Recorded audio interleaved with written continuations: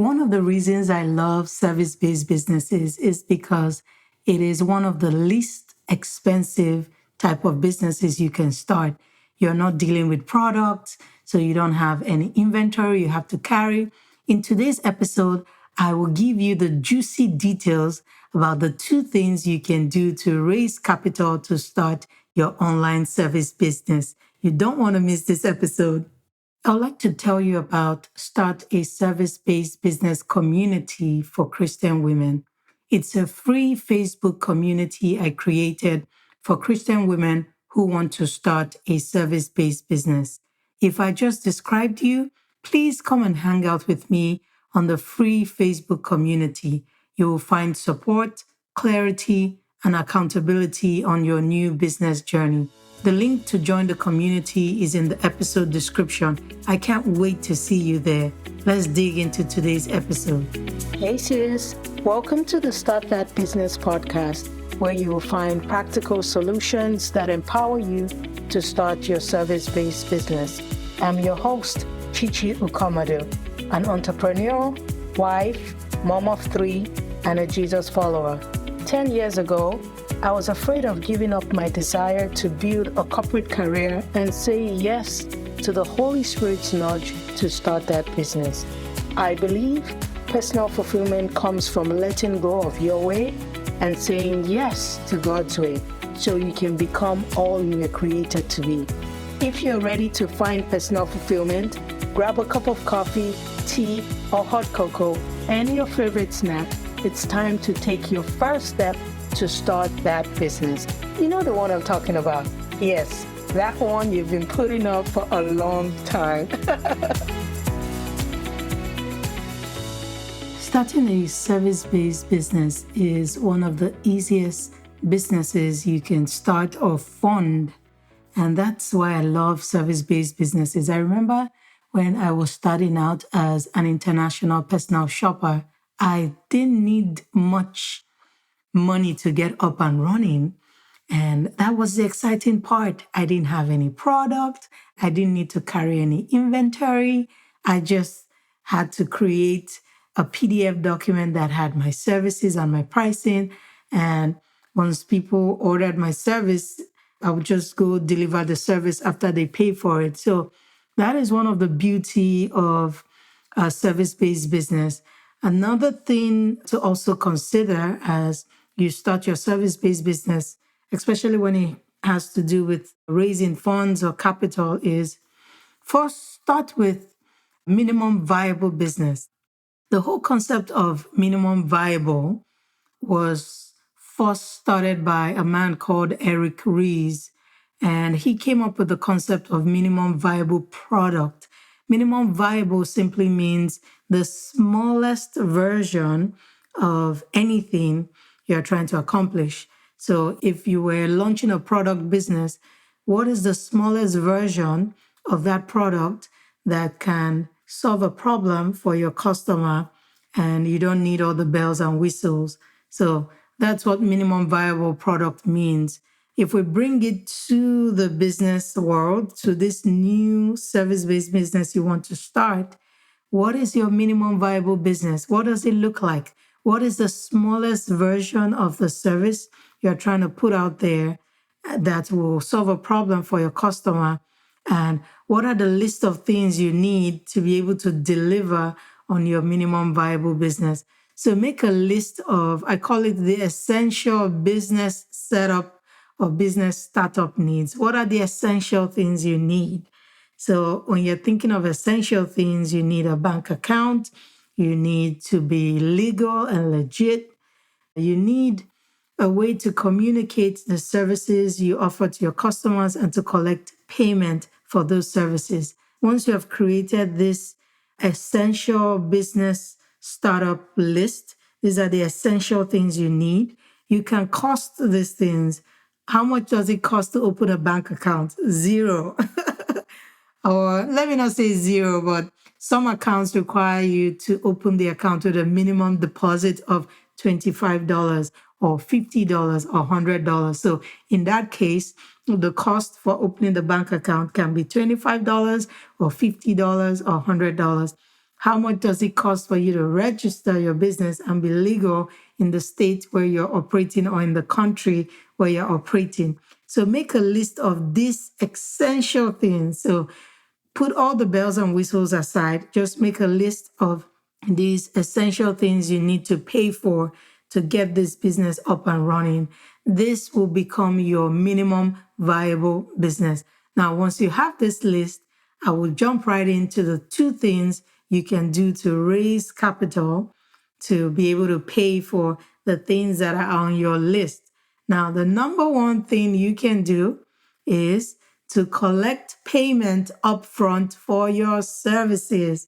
When I was starting as an international personal shopper, once I created my essential list, my minimum viable business, I started charging customers upfront. So when you schedule maybe a 1-hour shopping package with me, I collected my money upfront.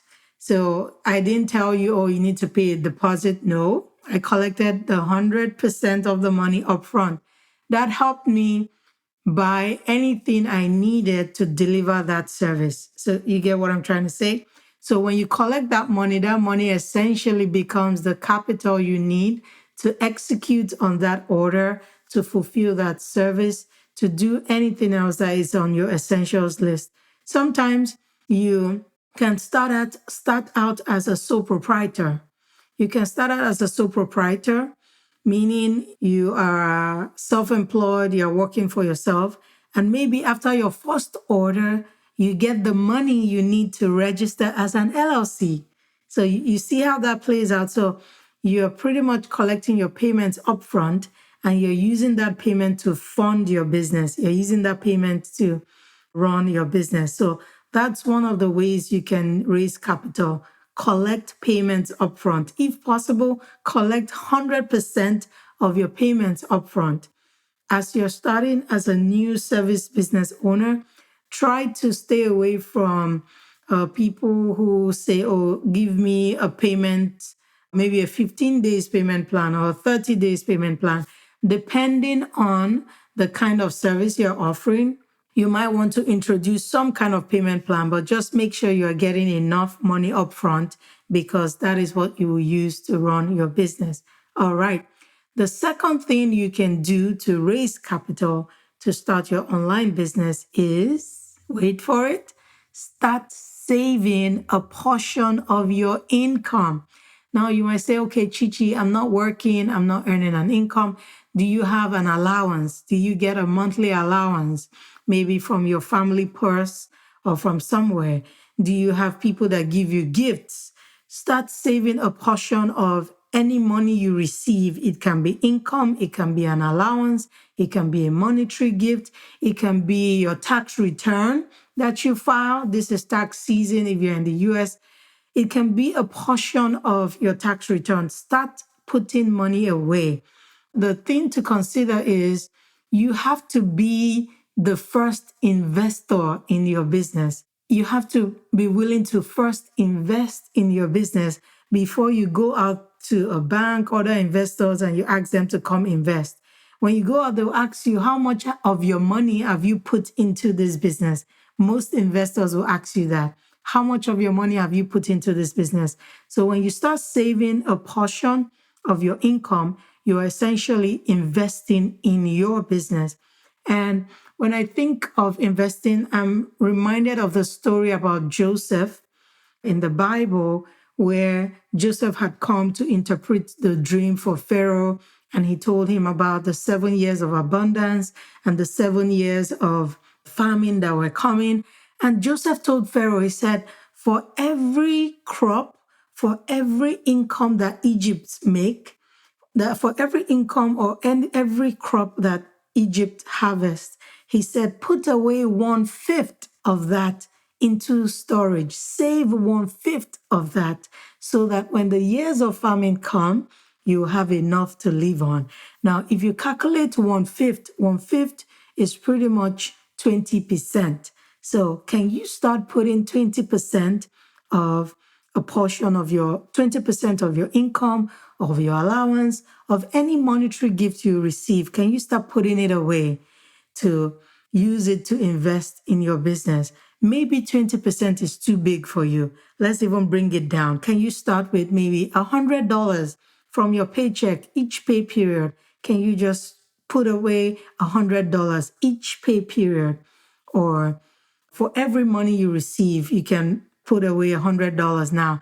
If you're not able to do a flat amount, you can consider a lower percentage. Why not even start with 1%? Okay, for every money I receive starting from today that I'm listening to this podcast episode, I'll start putting away 1% of that money away. 1% is small enough that it will not break the bank, but it's small enough to help you build that habit of putting money away for your business, investing in your business yourself. Now, let me give you a practical example. If you earn $1,000, or maybe you have an allowance of $1,000, or you receive a monetary gift of $1,000, or you file your tax return and you get $1,000 back, and you say, okay, for this $1,000, I want to remove 20%. 20% is $200. So if you remove that consistently for every money you receive, by the time you remove that $200 for the fifth time, you would have saved $1,000. So multiply that across maybe 26 weeks or 2 months or 6 months. You can imagine how much you would have saved up that you can now use to register your business, to do all the fun things that you want to do in your business. So this is the second way you can raise capital to start your online service business. 2 Corinthians chapter 9, verse 10 says, "For God is the one who provides seed for the farmer and bread to eat." I will pause right there. It says, God is the one who provides seed for the farmer and bread to eat. In some other translations, it says seed for the sower and bread to eat. So what that tells me is that when God gives you any monetary resources, he expects you to remove part of it to become seed that you can sow into something that will grow. And he expects you to remove the one that you will eat, which is your bread, which is the money you set aside for your expenses, for things like that. So when God provides financial resources, money for you, he expects you to split it. So split it into two. One should be seed that you sow into. When you sow a seed as a farmer, it's something that will grow and multiply. When you remove what you will eat as bread, you eat it and that's it. It doesn't multiply. So God expects us to sow from what we receive as financial income and also to remove bread that we are going to eat with. So with this principle, you can start putting money away as early as today, as early as you listening to this podcast. All right, let's recap real quickly. 2 things you can do today to raise capital to start your online service business. 1, collect payment upfront for your services. If possible, collect 100% of your payment. Now, for different services, you might want to do a deposit, but make sure the deposit is large enough to bring in money that you can use to deliver that service. The second thing you can do is to save a portion of your income, your allowance, any monetary gift you receive, your tax return, anything financial that comes into your coffers, save a portion of it. So your homework today will be to open a new bank account. You can name this bank account Future Business or whatever the name of your service business that you want to start. You can name the bank account that name. And starting from today, any money you receive, decide in your heart what you want to put aside. Like in the scripture we read, You need to have seed that you're sowing and bread that you're eating. So starting from today, open a bank account and decide what your seed should be. Yours can be 20%, like Joseph recommended to Pharaoh. Yours can be a flat amount. Yours can be a lower percentage. It can be 1%, it can be 2%, it can be 5%. But whatever you do, make sure that starting from today, any money you receive, you are putting aside seed that you're saving for your business, and you remove the one you're going to eat as bread, which will be to pay for your expense. I pray the words in 2 Corinthians chapter 9, verse 10, the B portion of that. I pray that God will provide and increase your resources, your financial resources, and then produce a great harvest of generosity in you. I hope you have been encouraged. I hope you have learned something from today's episode.